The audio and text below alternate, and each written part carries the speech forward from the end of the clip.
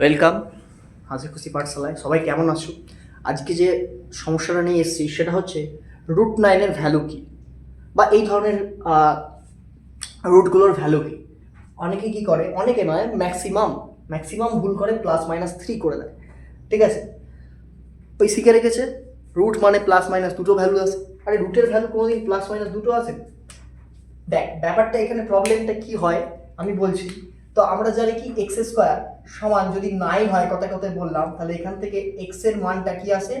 +-√9 আসে। ওরে, তার মানেটা কি? x এর দুটো মান, একটা +√9 আর একটা -√9। +√9 এর ভ্যালুটা +3 আর -√9 এর ভ্যালুটা -3। ঠিক আছে, তাহলে প্লাসের মানটা আমরা দেখতে পাচ্ছি প্লাস আসে, মাইনাসের মানটা মাইনাস আসে। কোনোদিনই এই যে √9 এর ভ্যালুটা -3 হবে না, অলওয়েজ +3।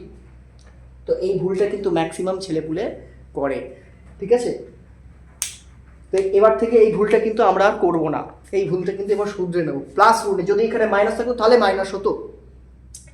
বুঝে গেল তো? ওকে, এই ভুলটা কিন্তু খুব মারাত্মক ভুল। ছোট্ট জিনিস কিন্তু খুব মারাত্মক ভুল, তো এটাকে শুধরে নাও।